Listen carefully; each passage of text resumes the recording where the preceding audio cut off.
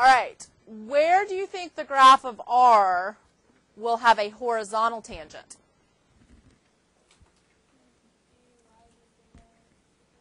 Good. When dy d theta equals 0 and dx d theta does not equal 0. Good. So if dy dx is dy d theta over dx d theta, then we need for the top of the fraction to equal 0, but not the bottom. And you'll have a vertical tangent when what? Dx d theta equals 0, but dy d theta does not equal 0. Okay, so find the horizontal and the vertical tangents of r equals 2 times 1 minus cosine theta.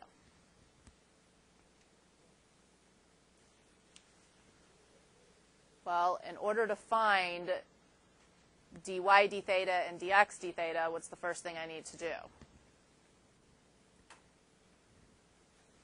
Right, my parametric equations. So x equals r times the cosine of theta. I'm going to go ahead and distribute that 2, I think. So I'm going to write it as 2 minus 2 cosine theta, all times theta. I mean, all times cosine theta. And y is r sine theta. So r is 2 minus 2 cosine theta times sine theta. Do you want to distribute your cosine on the x or use the product rule? Yeah, I would probably distribute because you get 2 cosine theta minus 2 cosine squared theta. And I'd rather use the chain rule than the product rule.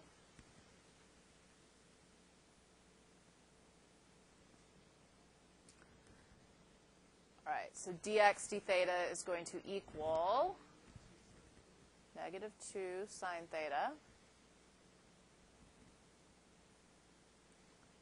plus 4 cosine theta sine theta. It's really negative 4 cosine theta times negative sine theta. We're trying to find the vertical tangent, so I'm going to have to set dx d theta equal to 0. Let's just go ahead and do that, and then we'll go back and take the derivative of y.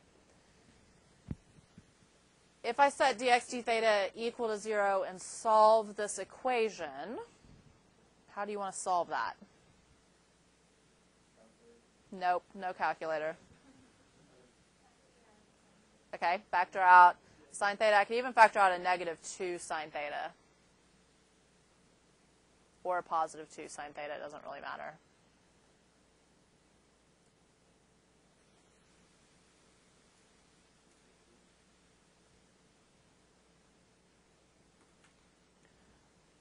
Okay, the negative 2 in front of the sine, I could just divide both sides by negative 2 and get rid of it. So, but either way, I'm going to get that sine of theta equals 0 and cosine of theta equals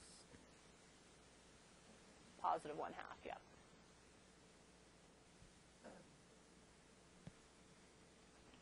All right, so what angle has a sine of 0 between 0 and 2 pi? Yep, 0 and pi.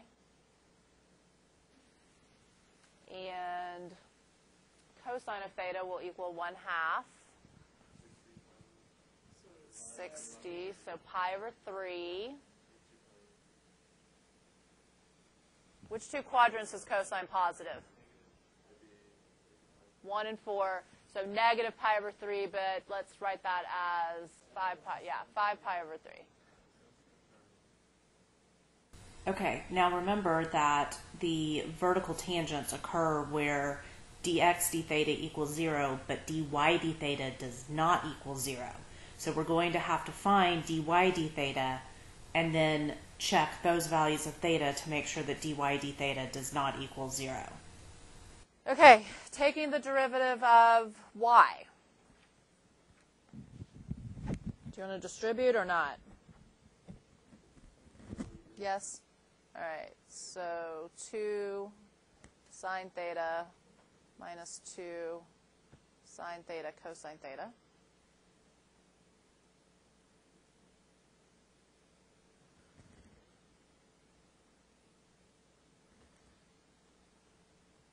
All right, with the product of sine times cosine, I would suggest putting the negative 2 in front and then doing a parenthesis for your product rule of sine times cosine.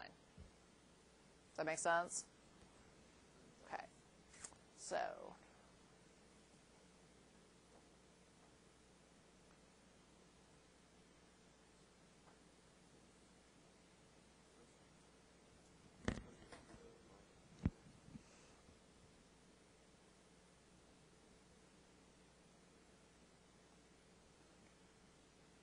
basically, I'm ignoring the negative 2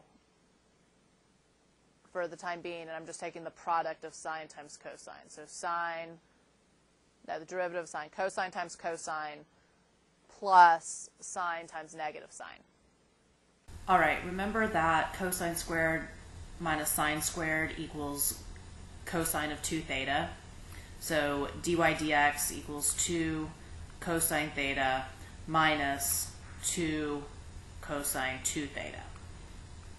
All right, now what I need to do is I need to evaluate dy dx at each of these theta values to make sure that dy dx does not equal 0, because if dy dx equals 0, then I don't have a vertical tangent at that theta value.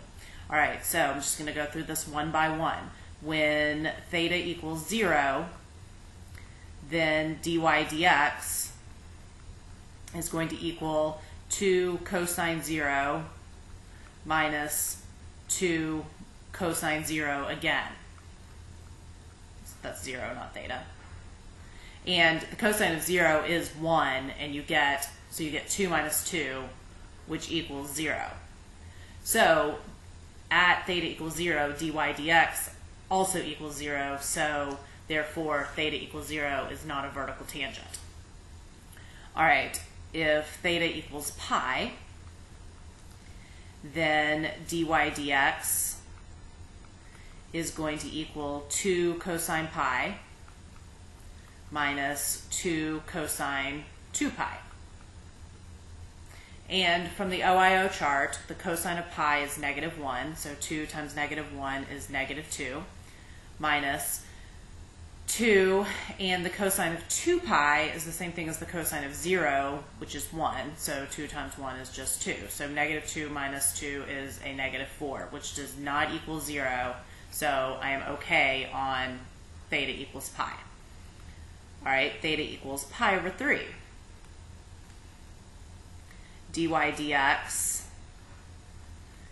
is going to equal 2 cosine pi over 3 minus 2 cosine 2 pi over 3.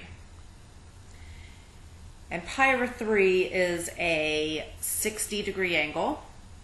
So the cosine of 60 degrees, if you draw your special right triangle,